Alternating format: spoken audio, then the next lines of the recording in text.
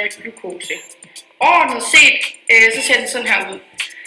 6CO2 plus 6H2O plus lysenergi. Og ud af fotosyntesen kommer der 6O2 og glukose. Men i virkeligheden så består fotosyntese af en lang række flere processer, som vi vil komme nærmere ind på senere. Men en udvidet udgave af fotosyntesen, og mere præcis, så vil der også indgå 3-ATP og 3-ADP plus 3P. I fotosyntesen indgår der to vigtige processer. Den ene af dem er mørkeprocessen, og den anden er lysprocessen. Jeg vil forklare kort om mørkeprocessen. I Strohmann foregår mørkeprocessen i Calvins cyklus. Og i Calvins cyklus, der sker der det, at NADPH nedbrydes til NADPH plus H, og det sker via enzymer.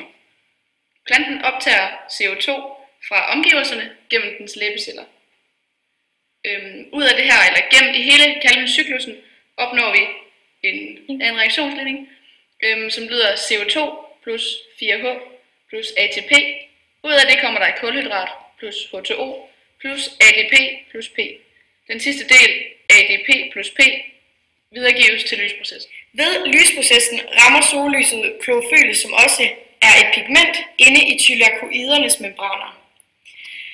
Lysprocessen kan også forklares som en reaktionsligning 2H2O plus lysenergi, som frigiver O2 plus 4H. O2 det kommer ud af cellen, og 4H det transporteres over i mørkeprocessen via stroma. H det binder sig til molekylet NADP+, som danner NADPH. NADPH det føres ind i stroma, og inde i stroma der foregår mørkeprocessen. Hvis man dykker dybere ned i lysprocesserne, så foregår det i thylakoidernes membran. Her er der overordnede systemer. Der er fotosystem 2 og fotosystem 1. I fotosystem 2 så kommer der noget lys, der kommer ned, som der så energiberiger 2 elektroner, som der så frigiver sig for klorofylmolekylerne og bevæger sig igennem nogle elektrontransporter over mod fotosystem 1. Yderligere så er der noget vand, der befinder sig derinde, som der så spaltes til 2H plus ioner plus nogle iltioner og 2 frie elektroner.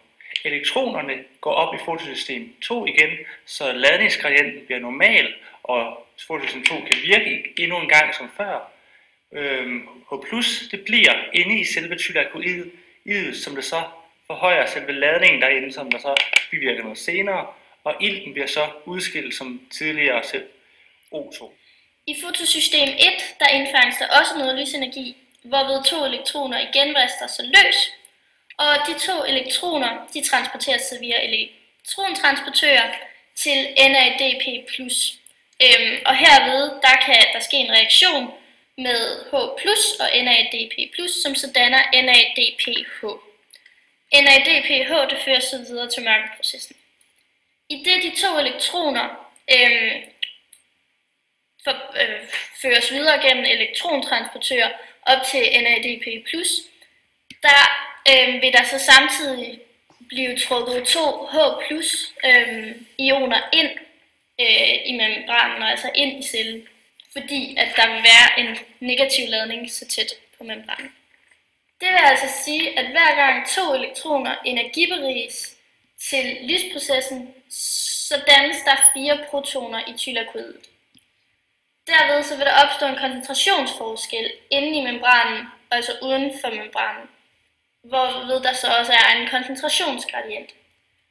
Det betyder altså, at der vil være nogle ATP-syntetasemolekyler, som fører H+ ud af thylakoidet, og dermed frigiver noget energi for at udligne ladningsforskellen, og dermed koncentrationsforskellen.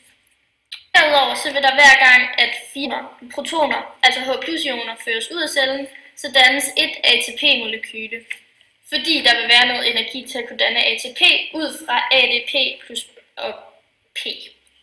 Da der dannes ATP ud fra ADP og P, vil der ske en fosforylering. Og da der anvendes lys til den her proces, fosforylering, så kaldes processen også for fotofosforylering. Fotosyntesen består af 2 forskellige processer, lysprocessen og mørkeprocessen. De to skal man lægge sammen for at få den egentlige fotosyntese. Det har vi så gjort i den lange reaktionsligning ved at lægge de to ting på samme side af pilen sammen.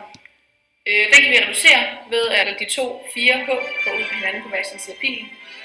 Efter det kan vi afstemme reaktionsligningen til at være den egentlige fotosynteseligning, som vi arbejder ud fra.